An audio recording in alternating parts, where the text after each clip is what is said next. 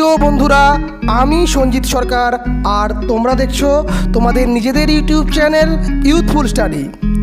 প্রথমেই তোমরা youthful study YouTube চ্যানেলকে সাবস্ক্রাইব করে পাশে দেওয়া নোটিফিকেশান বেল আইকনটি প্রেস করে রাখো পরবর্তী শিক্ষামূলক ভিডিওর আপডেট পাওয়ার জন্য। এরপরে তোমরা চলে যাও ভিডিওতে। ভিডিওটি ভালো লাগলে অবশ্যই ভিডিওটিকে তোমরা লাইক করবে, তোমরা শেয়ার করবে তোমাদের বন্ধুদের সঙ্গে হোয়াটসঅ্যাপ এবং ফেসবুকে, এবং অন্যদের জানাতে কিন্তু অবশ্যই সাহায্য করবে। এবং তোমরা তোমাদের প্রবলেম বা ভিডিওটি কেমন লাগলো সমস্ত কিছুই কিন্তু কমেন্ট করে জানাবে, যাতে তোমাদের কমেন্ট পেয়ে আমরা অনুপ্রেরণা পাই এবং তোমাদের কোনো প্রবলেম থাকলে তার সলিউশন করে দিতে পারি। তো চলো শুরু করা যাক আজকের ভিডিওটি। হাই ফ্রেন্ড অ্যান্ড স্টুডেন্টস, আমরা অমাধ্যম অনুমানের আবর্তন ও বিবর্তন আগের দুটো পরপর ভিডিওতে শিখেছি। এই আবর্তন এবং বিবর্তন এই দুটোকে ঠিক কীভাবে করতে হয়, অর্থাৎ আবর্তনে কীভাবে সিদ্ধান্ত বের করতে হয়, বিবর্তনে কীভাবে সিদ্ধান্ত বের করতে হয়, এবং আবর্তন ও বিবর্তনের যুগ্ম প্রয়োগ কীভাবে করা হয়, সেইগুলো আজ তোমাদের পরপর শেখা। প্রশ্নগুলো যেভাবে থাকে ঠিক প্রশ্নগুলো যেভাবে লিখবো তোমরা ফলো করবে। প্রশ্নটা কি লিখছি, তার উত্তরটা কীভাবে করা হচ্ছে, ঠিক আছে?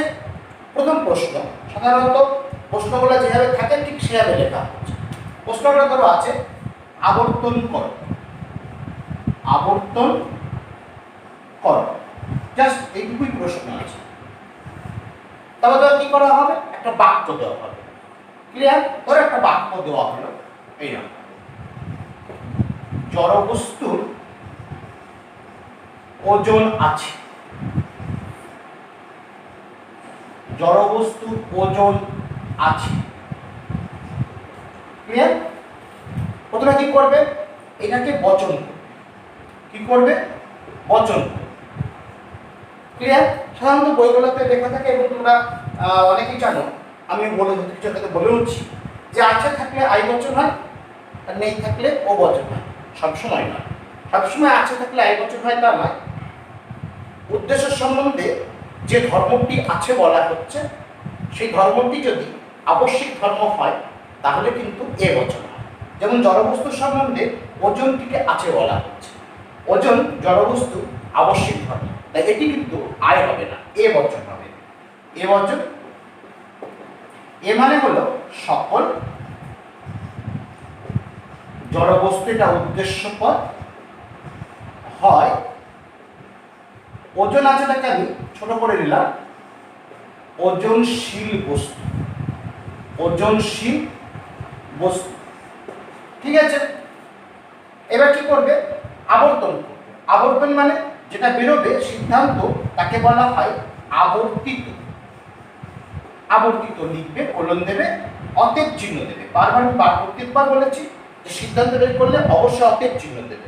অতএবটা দিলে এ বচন আবর্তন কি হয় মনে আছে তো? কার কি আবর্তন হয় আমি এবার লিখি, কার কি আবর্তন হয়।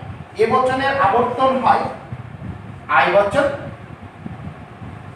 ই বচনের আবর্তন হয় ই বচন, আই বচনের আবর্তন হয় আই বচন, এবং ও বচনের আবর্তন সম্ভব হয় না।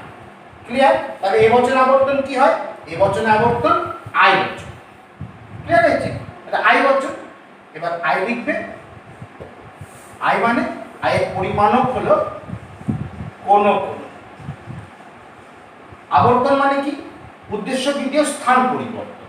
তাহলে বিধেয় পদকে এখানে নিয়ে আসো, ওজনশীল বস্তু। এবার সংযোজক, আয়ের সংযোজক হলো হয়, এবার উদ্দেশ্য পদ থেকে বিধেয় জায়গায় নিয়ে আসো। কি আছে? জড় বস্তু। ক্লিয়ার? আবর্তন করো, মাথায় ঢুকে গেছে?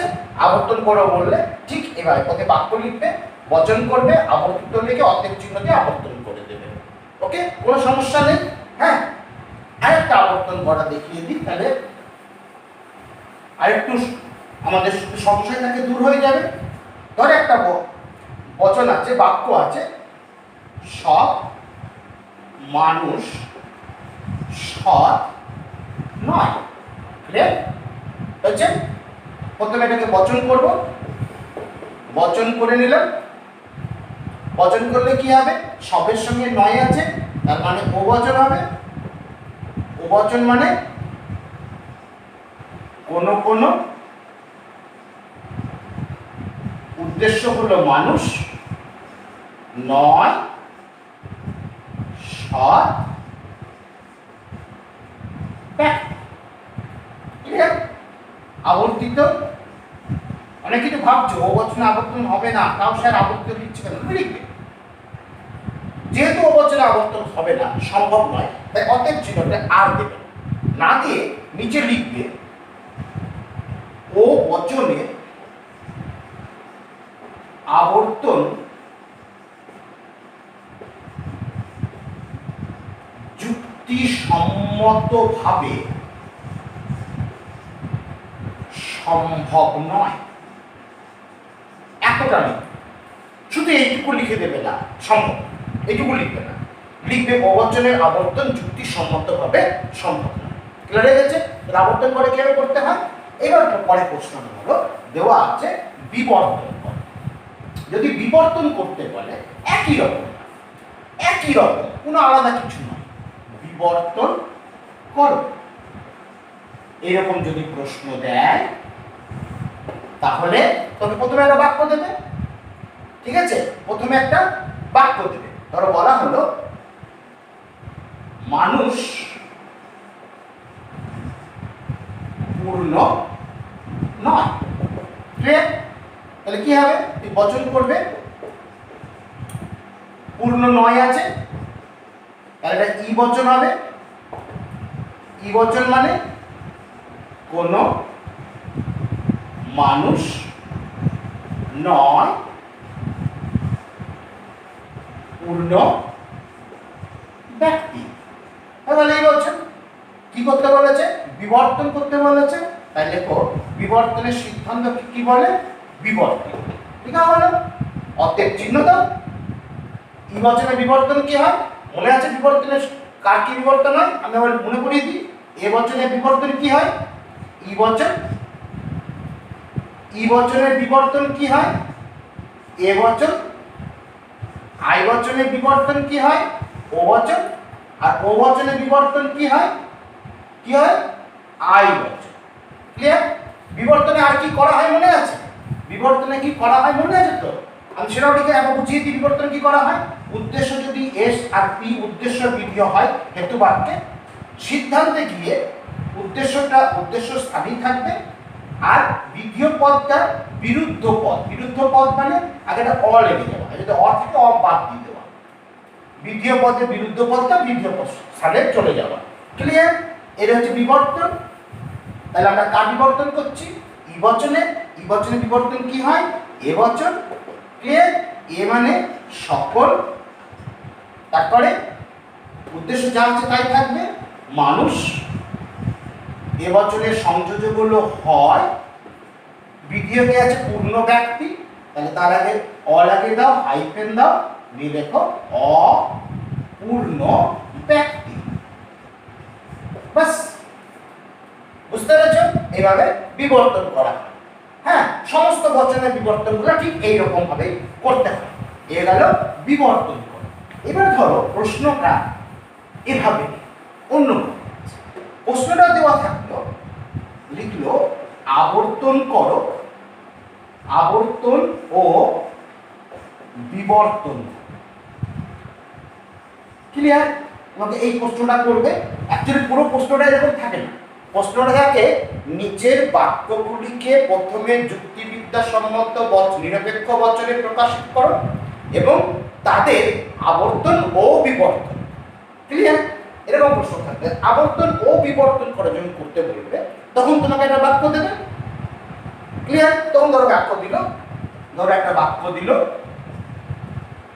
কেবলমাত্র মানুষ সৎ, কেবলমাত্র মানুষ। ক্লিয়ার? এই বাক্যটা দিল, তুমি কি করবে? প্রথমে তোমার কাজ হচ্ছে বচন করা।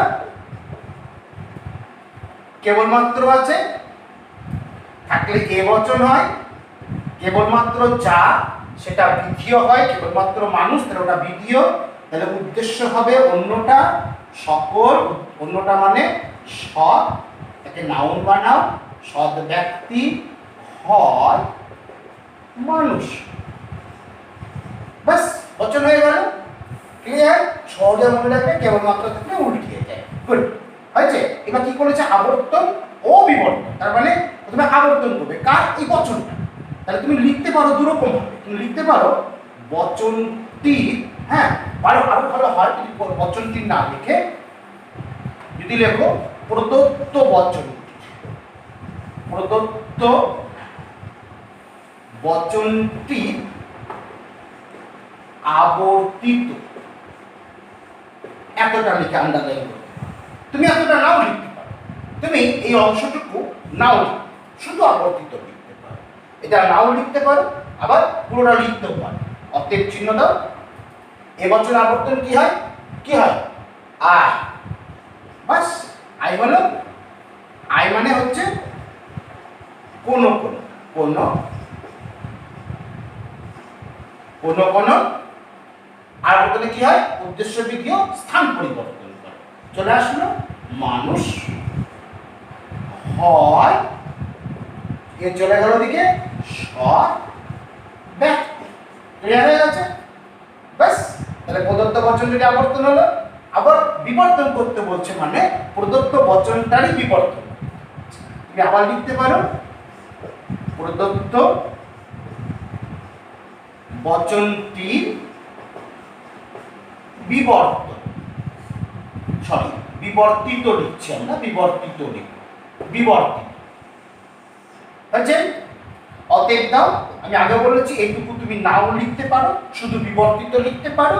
অতএব দাও কার করবে? এই প্রদত্ত বচন, অর্থাৎ এ বচনটা। এর বিবর্তন কি হয়? এর বিবর্তন হয় ই বচন। ই মানে কোন, বিবর্তনে কি হয়? উদ্দেশ্য এক থাকে, উদ্দেশ্য যা আছে তাই, উদ্দেশ্য সৎ ব্যক্তি হয়েছে। নয়, ই বচনের সংযোজন নয় হয়, বিধিওটার বিরুদ্ধ পদ, বিধি আছে মানুষ, তাহলে হয়ে গেল অমানুষ। ক্লিয়ার? এইভাবে আবর্তন ও বিবর্তন করো বললে প্রদত্ত বচনটারই আবর্তন করবে এবং প্রদত্ত বচনটারই বিবর্তন করবে। ক্লিয়ার?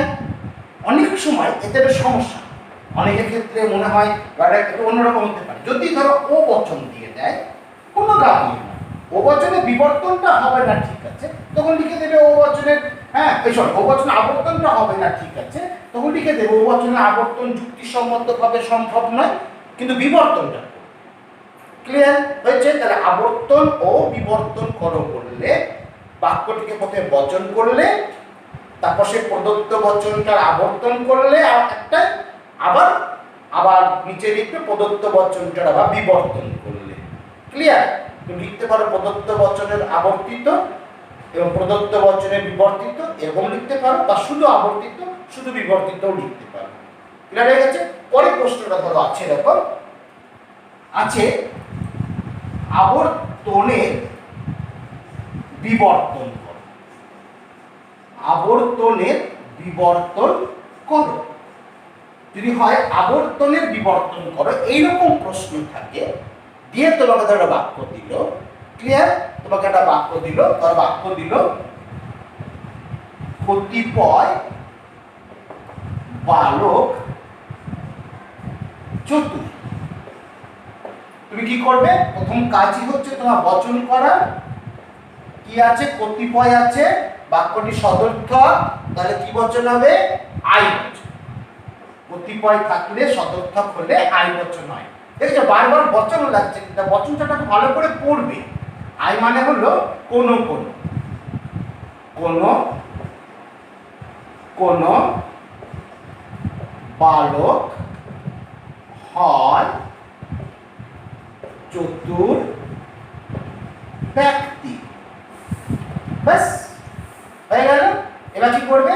আবর্তনের বিবর্তন, মানে প্রথমে তুমি আবর্তন করো, তাহলে লেখো, তুমি শুধু এরকম লিখতে পারো আবর্তিত, ঠিক আছে, মানে প্রদত্ত বচনটার আবর্তিত, প্রদত্ত বচনটার আবর্তন। আয়ের আবর্তন কি হয় মনে আছে? অতএব চিহ্ন দেবে, আয়ের আবর্তন আয়, আই মানে কোনো কোনো কোনো কোনো, আবর্তন মানে উদ্দেশ্যবিধীয় স্থান পরিবর্তন, চতুর্ব্যক্তি হয় বালক। হ্যালো, স্থান পরিবর্তন হয়ে গেছে। এবার কি বলেছে আবর্তনে বিবর্তন, মানে এই আবর্তিত বচনটা আবার বিবর্তন। তাই নিচে লিখবে আবর্তিতে, মানে এইটা বিবর্তিত। বুঝতে পারলেন কথাটা? কি লিখলে? আবর্তিতে বিবর্তিত, মানে এইটার বিবর্তন। আবার অতএব চিহ্ন দিলে দিয়ে এই বচনটা, এই আবর্তিত বচনটা বিবর্তন করবে। আয়ের বিবর্তন কি হয়? আয়ের বিবর্তন অতএব চিহ্ন কিন্তু দেবে। তাহলে কি হবে? কোনো কোনো উদ্দেশ্য এক থাকবে, তাহলে উদ্দেশ্য এক মানে চতুর্ব্যক্তি ও বচনে সংযোজক নয়, তারপরে হলো অবালক। ক্লিয়ার? বুঝতে পেরেছো? ভালো করে দেখো কি করলে। প্রথমে বাক্যটার বচন, তারপরে কি করলে বচনটার আবর্তিত, তারপরে কি করলে আবর্তিত বচনটার বিবর্তন। এইভাবে করা হয় আবর্তিতে বিবর্তিত বা আবর্তনে বিবর্তন। ক্লিয়ার হয়ে গেছে? এই ক্ষেত্রে একটা ছোট্ট সমস্যা হয়, সেই সমস্যাটা নিয়ে আমি এটা দেখি। ধরো এরকম বলা হলো যে কতিপয় বালক চতুর নয়, এরকম বাক্য। ক্লিয়ার? এই কতিপয় বালক চতুর নয়, তাহলে বচনটা আর আই কি বচন হবে? কতিপয়ের সঙ্গে নয় আছে, তার মানে বচনটা হবে ও বচন বললে সংযোজকটাও পাল্টাবে, অর্থাৎ সংযোজকটা হয়ে যাবে নয়। এবার দেখো সেক্ষেত্রে কি হবে? আবর্তিতটা আর হবে না, কারণ আমরা জানি ও বচনের আবর্তন সম্ভব হয় না, ও বচনের আবর্তন সম্ভব হয় না। তখন তোমরা আবর্তিতটা লিখবে, লেখার পর অতএবটা দেবে না, না লিখে লিখবে ও বচনের আবর্তন যুক্তিসম্মতভাবে সম্ভব নয়, ভাবে সম্ভব নয়। ক্লিয়ার হলো? এবার আবর্তিতের বিবর্তিত কি লিখবে? আবর্তনটা তো সম্ভব হলো না, তাহলে আবর্তিতের বিবর্তিতটা কি হবে? নরমালি আবর্তিত যখন সম্ভব হয়নি, তখন আবর্তিতের বিবর্তিতটাও সম্ভব নয়। হ্যাঁ, তখন তোমাকে লিখতে হবে যেহেতু, আবার অতএব কিন্তু দিইনি, লক্ষ্য রাখবে, যেহেতু আবর্তন সম্ভব হয়নি, যেহেতু আবর্তন সম্ভব হয়নি, ঠিক আছে, তাই আবর্তিতের বিবর্তিত, হ্যাঁ বিবর্তিত সম্ভব নয়। হ্যাঁ, এই ভাষাটা তোমরা একটু চেঞ্জ করতেও পারো। হ্যাঁ, যে লিখতে পারো যেহেতু আবর্তন সম্ভব হয়নি, তাই আবর্তনে, মানে এটাকে চেঞ্জ করে এরকম লেখা যায়। হ্যাঁ, এরকম লেখা যায়। কি লেখা যায়?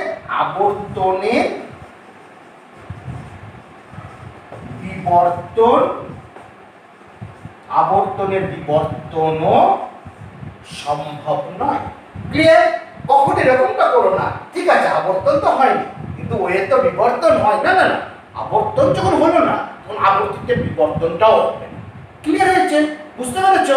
এই গেল তৃতীয় প্রশ্ন। আমরা কি দেখলাম? আবর্তন করে কিভাবে হলো, বিবর্তন করো কিভাবে হলো, আবর্তন ও বিবর্তন করো কিভাবে হলো। আমরা দেখলাম আবর্তনের বিবর্তন। এবার হতে পারে প্রশ্নটা ধরো আছে এরকম না দিয়ে দেওয়া হলো বিবর্তনে আবর্তন করো। কি বললাম? প্রশ্নটা হলো বিবর্তনে আবর্তন করো, বিবর্তনের আবর্তন। ঠিক আছে, এরকম যদি প্রশ্ন দেয়, মানে প্রথমে বিবর্তন করো, তারপর সে বিবর্তিত বচনটা আবর্তন করো। ক্লিয়ার? এরকম যদি থাকে, ধরো বাক্যটা বাক্য দিল, কোনো মানুষ যুগপৎ, যুগপৎ, কোনো মানুষ যুগপৎ সৎ ও চতুর নয়। ক্লিয়ার? প্রথমে তুমি কি করবে? প্রথমে তুমি বচন করবে।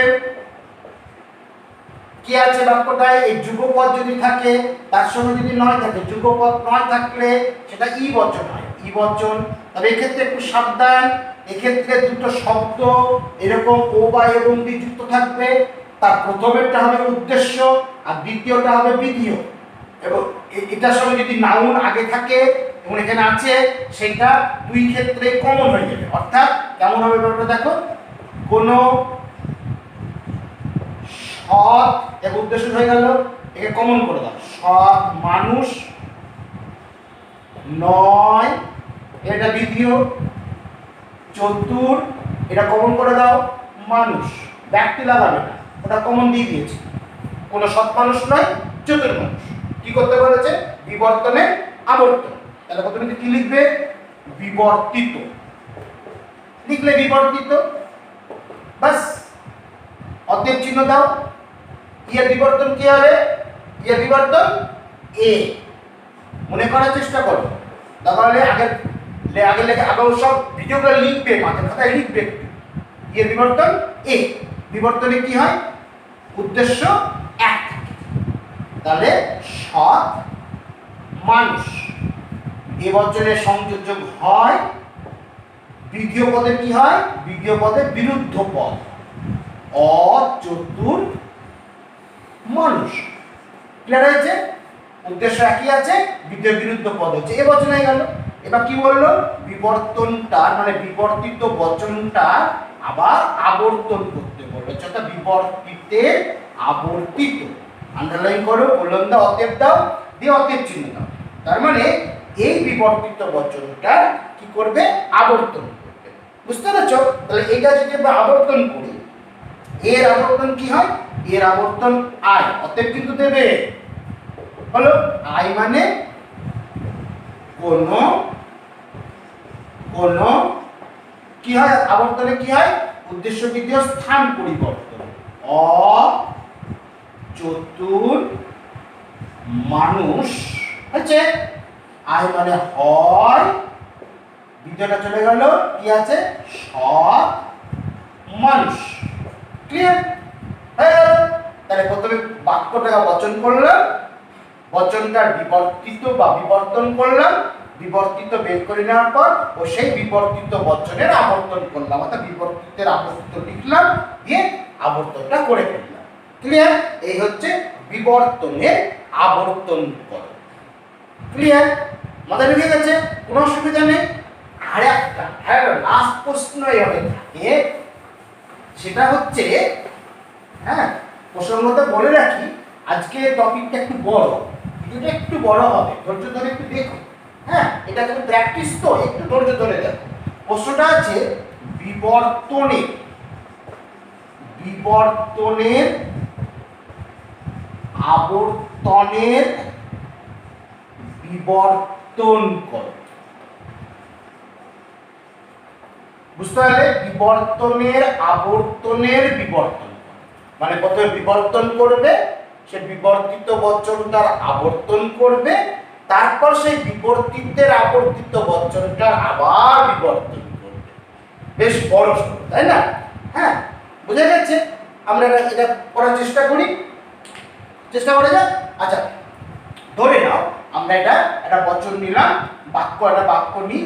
হ্যাঁ, ধরো বলা হলো অধিকাংশ, লেখাগুলো ছোট ছোট করতে হচ্ছে, অনেক বড় এটা। অধিকাংশ মানুষ সাক্ষর নয়, অধিকাংশ মানুষ সাক্ষর নয়। ক্লিয়ার হয়েছে? এটাকে তোমাদের বচন করবে, যদি বচন করো এলে অধিকাংশ আছে, তার সঙ্গে নয় আছে, তাহলে কি হবে? অধিকাংশ নয় থাকলে ও বচন। ও বচন হলো, বাস, ও বচন মানে কোন কোন, কোনো কোনো উদ্দেশ্য কি আছে মানুষ, সংযুক্ত কি হবে নয়, বিধিও কি আছে স্বাক্ষর ব্যক্তি। ক্লিয়ার হয়ে গেছে? ও বছর কি করতে প্রথমে কি করতে হচ্ছে বিবর্তনের, তাহলে প্রথমে বিবর্তিত করব, বিবর্তিত হচ্ছে। অতএব দাও ও বচনে বিবর্তন কি হয় আই বচন। আই বচন মানে কোন কোন বিবর্তনের উদ্দেশ্য কি হয় একই থাকে, তাহলে মানুষ। আই বচন সংযোজক হলো হয়, বিধিও কি হয় বিরুদ্ধ পদ, অস্বাক্ষর ব্যক্তি হচ্ছে। বোঝা গেল? এবার এই বিবর্তিত বচনটা বিবর্তনের আবর্তন করে, তার মানে লিখব বিবর্তিতের আবর্তিত। আবর্তিত অর্থাৎ আই বচনটা আবর্তন। আয়ের আবর্তন কি হয় অতএব দেবে আয়ের আবর্তন আই। আই হবে আই মানে কোন কোন কোন কোন হচ্ছে। আর কি হয় আবর্তনে উদ্দেশ্যবিদ স্থান পরিবর্তন করে, বিধিও নিয়ে আসো অস্বাক্ষর ব্যক্তি। হ্যাঁ আই মানে হয়, উদ্দেশ্যটাকে নিয়ে চলে যাও মানুষ হচ্ছে। ক্লিয়ার হয়ে গেল? এবার কি বলেছে বিবর্তনের আবর্তনের পর আবার বিবর্তন করতে বলেছে, তার মানে এইটার আবার বিবর্তন। তাহলে কি লিখবে বিবর্তিতের আবর্তিতের বিবর্তিত। জাস্ট কিচ্ছু না, আগেরটায় যা লিখছো তার সঙ্গে এর বিভক্তি লাগিয়ে পরেরটা বসিয়ে দাও। ক্লিয়ার? অতএব চিহ্ন দাও। আয়ের বিবর্তন কি হবে ও বচন হয়েছে। ও মানে কোন কোন কোন কোন, আর বিবর্তনে কি হয় উদ্দেশ্য এক থাকে অস্বাক্ষর ব্যক্তি। সংযোজক কি হবে নয়, বিধিও পদ কি হবে বিরুদ্ধ পদ মানুষ। বাস হয়ে গেল, বেরিয়ে গেল। ক্লিয়ার হয়ে গেছে? এইটা হচ্ছে বিবর্তনের আবর্তনের বিবর্তন। মানে প্রথমে বচন করো, তারপর বিবর্তিত বচন বের করো, তারপর বিবর্তিতের আবর্তিত বচন বের করো, তারপর বিবর্তিতের আবর্তিতের বচনটার আবার বিবর্তন। ক্লিয়ার? এই যে একটা বচনের বিবর্তনের আবর্তনের বিবর্তন করে যে বচনটা পেলে, যে সিদ্ধান্তটি পেলে, এই হেতুবাক্যটার বিবর্তনের আবর্তনের বিবর্তন করে যে সিদ্ধান্তটি পাওয়া গেল সেইটা এই বচনটার সমবিবর্তন। সমবিবর্তন আর এক ধরনের অমাধ্যম অনুমান। ক্লিয়ার? কোন বচনের বিবর্তনের আবর্তনের বিবর্তন করে যে বচনটি পাওয়া যায় বা যে সিদ্ধান্তটি পাওয়া যায় সেটি ওই মূল বচনের সমবিবর্তন। ক্লিয়ার? বুঝতে পেরেছ? সমবিবর্তন কিছু না, বিবর্তনের আবর্তনের বিবর্তন করে যেটা পাওয়া যায় ওটাই সমবিবর্তন। সমবিবর্তনে আরেকটা মজা হয় কি দেখো, মূল বচনটা উদ্দেশ্য ছিল মানুষ, বিধিও ছিল স্বাক্ষর ব্যক্তি। কি হলো লাস্ট পর্যন্ত সিদ্ধান্তে গিয়ে দেখো উদ্দেশ্য মানুষটা এখানে বিধিও স্থানে গিয়ে অমানুষ হয়েছে, মানে বিরুদ্ধ পদ হয়ে গেছে। তার মানে উদ্দেশ্য পদের বিরুদ্ধ পদ বিধিও স্থানে গেছে। এখানে বিধিও পদ স্বাক্ষর ব্যক্তি, সেই পদটা এখানে উদ্দেশ্য স্থানে এসে বিরুদ্ধ পদ হয়ে গেছে। তার মানে সমবিবর্তনে কি হয় উদ্দেশ্য পদের বিরুদ্ধ পদ বিধিও স্থানে বসে সিদ্ধান্তে, আর হেতুবাক্যের বিধিও পদের বিরুদ্ধ পদ সিদ্ধান্তের উদ্দেশ্য স্থানে আসে। আর কার কি সমবিবর্তন হয় সেটাও খুব সোজা, তুমি এমনিতেই জাস্ট মনে যদি না রাখতে পারো, জাস্ট একটুখানা তুমি যখন করছো তখন কষে নিলেই, শুধু মনে রাখবে বিবর্তনের আবর্তনের বিবর্তন। মানে এ বচনের বিবর্তন যদি ই হয়, তার আবর্তন যদি ই হয়, তার বিবর্তন হবে এ, তাহলে এ বচনের সমবিবর্তন হবে এ। ই বচনের বিবর্তন এ, তার আবর্তন হলো আই, তার বিবর্তন হলো ও। তাহলে ই বচনের সমবিবর্তন হলো ও। আই বচনের বিবর্তন ও বচনের আবর্তন সম্ভব নয়, তাহলে তার বিবর্তনও সম্ভব নয়, তাই ও বচনের সমবিবর্তন সম্ভব নয়। ক্লিয়ার? ও বচনের বিবর্তন হলো আই, আয়ের আবর্তন আই, ঠিক আছে, তার বিবর্তন হলো ও, তাহলে ও বচনের সমবিবর্তন ও। আর কি করা হয়, তাহলে কি হলো, এ এর সমবিবর্তন এ, ই এর সমবিবর্তন হলো ও, আই এর সমবিবর্তন সম্ভব নয়, আর ও এর সমবিবর্তন হলো ও। শুধু চেঞ্জ হলো এই জায়গাটা, বাকি সব একই থাকে, তাই না? আই এর সম্ভব হয়, চেঞ্জ হওয়ার পিছনে কারণ হলো ওর মাঝখানে এ বচনের আবর্তন হচ্ছে, তাই। ক্লিয়ার? আর কি করা হয়, উদ্দেশ্যটা যদি এস আর দ্বিতীয়টা যদি পি হয় হেতু বাক্যে, তাহলে সিদ্ধান্তে কি হবে, এটার বিরুদ্ধ পদ এখানে চলে যাবে সিদ্ধান্তে দ্বিতীয় স্থানে, আর এটার বিরুদ্ধ পদ এখানে চলে আসবে। বুঝতে পেরেছ? এই হলো সমবিবর্তন। হ্যাঁ, এটা সিলেবাসে অদ্ভুত অবস্থানে আছে, আছে আবার নেই। হ্যাঁ, অদ্ভুত ভাবে, শুধু নামটা মনে রেখো, এটাকে সমবিবর্তন বলে। ক্লিয়ার? তাহলে আমরা দেখলাম কিভাবে আবর্তন বিবর্তনের যুগ্ম প্রয়োগ করা হয়। ভিডিওটা বোধহয় এখানে শেষ করলে ভালো হতো। আর একটা ছোট্ট জিনিস বোঝালে খুব ভালো হতো। হ্যাঁ, সেটা হচ্ছে আবর্তন বিবর্তনের আবার বৈধতা বিচার, অমাধ্যম অনুমানের বৈধতা বিচার। হ্যাঁ, ভিডিওটা যদি অনেক লং হয়ে আছে, তাই বৈধতা বিচারটা আজকে আর নয়, আমরা নেক্সট একটা কোনো ভিডিও করবো শুধু এই বৈধতা বিচারের জন্য, তখন এটা ভালো করে শিখিয়ে দেবো। ওটাও কিন্তু খুব ইম্পর্টেন্ট, আবর্তন বিবর্তনের ক্ষেত্রেও বৈধতা বিচার হয়। কীভাবে হয় সে বৈধতা বিচার যদিও তোমাদের শুরু হয়নি। হ্যাঁ, আমরা যখন অন্য কোনো চ্যাপ্টারে বৈধতা বিচার করবো তখন আমরা এটাকেও ধরিয়ে দেব। ঠিক আছে, আজকে তাহলে এই পর্যন্তই। সবাই ভালো থেকো, সুস্থ থেকো, ঘরে থেকো। বাই।